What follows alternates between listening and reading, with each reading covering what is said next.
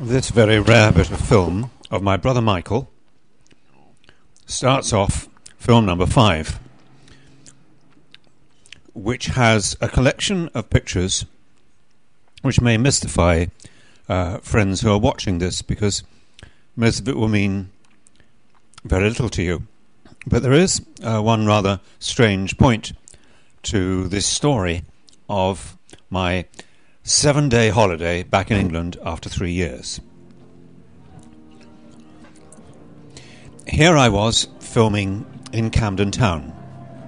I had been looking forward to coming to England enormously and to seeing things like this.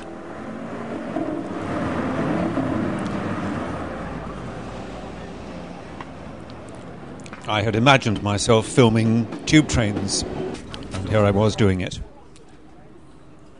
And here I was on a train off to see my other close relative in England. Now, why does it say "but they didn't" on the screen? Well, it's because the things in between seeing my friends, I'd expected that they'd mean a lot to me, but they didn't. Anyway, I'm coming to the point of all this in a minute. Here is Julia, my niece. Actually, I do have another relation in the UK, but we can't go into that here. I don't particularly mind where we are. Julia is my sister's daughter, my sister having died a few years ago, so Julia has even more importance to me, and here I was seeing her for the first time in 3 years, and heaven knows when I would see her again.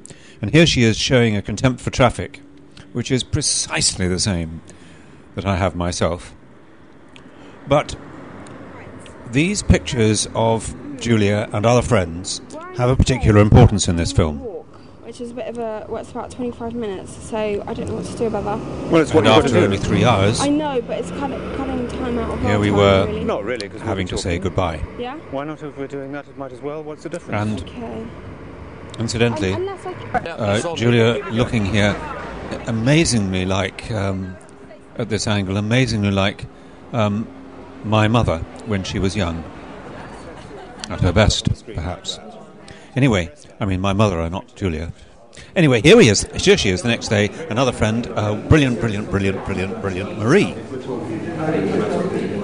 And another friend whom it was exciting for me to see. And those of you who don't know her, well, she had given up acting roughly the same time as I moved to America and become a director. And you can see she was very happy here, and seeing friends was absolutely great. But what was so strange, and that's what the whole story of this little film of me back in England for a week is, and I'm coming to the point, what was so strange is how I felt all the time when I wasn't seeing friends. After that view of Hampstead Heath, which had been meant so much to me many years ago, I'd lived there most of my life. Here I was the next day with my wonderful friends Rob and Shell in Hastings. Swap it around, all three of us will be in it. Okay, what do I do? Anything? Just hold it. So you can look in the picture, you'll see what's in it. I can see it, but I haven't pressed anything. No, it's all right, it's working. Oh, is it running? Yes. Hooray! Where's the dogs? Where's the dogs? Up. Lena, here. Here. Good girl. Good girl. Hello, E. Millie, up. And it was great to see them. But I found that the whole time I was in even Hastings, even in this wonderful bit of England, feeling so different from America, the sort of thing I'd come to England to see, that even here, I'm slowing up because, yes, here we are, a bit on the screen. To understand this film, you have to know that Well done. Oh, thank goodness it did it. the whole time I was here, for some reason, I was tense. The whole time.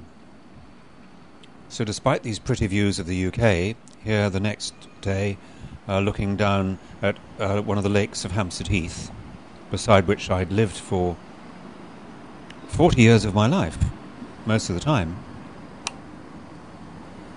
there was this extraordinary tension I felt every day. David, in whose apartment I am here, who'd been such a particularly great friend to me during the time when I was flat on my back after an operation some years before. Here I was looking out of the window at this quintessentially beautiful English view. And at night, after a brilliant dinner.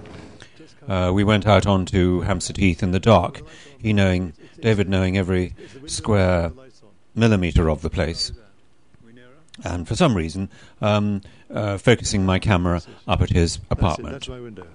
That's my window. And we went out for this walk afterwards and talked about America and England and looked out on England, on London, looking down at it from this highest point of London. But the whole thing felt very peculiar. Not used to it yet. See, no, don't say generalizations like that. But screen work. The next day, wonderfully, excitedly, I was with another great friend, another brilliant friend, Paul, who always seems to know more about everything that I can think of than I do. And of course here we were talking about acting. They would be extremely pissed off. And of course there's a moral question. You wouldn't behave like that. I am drawn to the moral question. You've got to have something happening in your head, haven't you? And the reason that the whole experience of these 7 days was so strange, even seeing the statue of Olivier outside the National Theatre and spending ages filming it because of his father figure significance to all actors, and wishing that the statue were 5 times bigger and looking down at the National Theatre, and finding that from one angle the statue's face looks quite astonishingly like Paul. Even in this wonderful riverside place where the National Theatre is, and even looking up at the statue of Olivier, I found that after 6 days in London, I had not shaken off this strangeness that I'd felt when I'd first arrived. Even inside the National Theatre here, waiting for a play to start up, even the next morning here with Tamara's wonderful new baby, I had this strange, rather depressed mood, which you can only really get a sense of in my voice as here I am standing outside Michael's apartment talking about how I felt. Here I am on my last day in London, tired, tense. And so rather unkindly, rather depressedly, I come to the point of this little film, which is that after a few days in England, being back here near where I live, near the Empire State Building, standing out on the pier that I come to in New York to learn my lines, usually a deserted, wonderful little oasis, I had found that I'd really rather become an American, and that I had very little interest in being in England at all, apart from seeing my friends. And so, if this all doesn't sound unkind and negative about England, which I fear it is, here let me just leave you with a few seconds of why I love New York, why I love America. A summer's afternoon in New York, not including lots of things I could have included that I've not covered in these films, like the 2 off-Broadway shows that I've been doing with huge success. Here, let's just stick with a few moments of New York and why I love the place.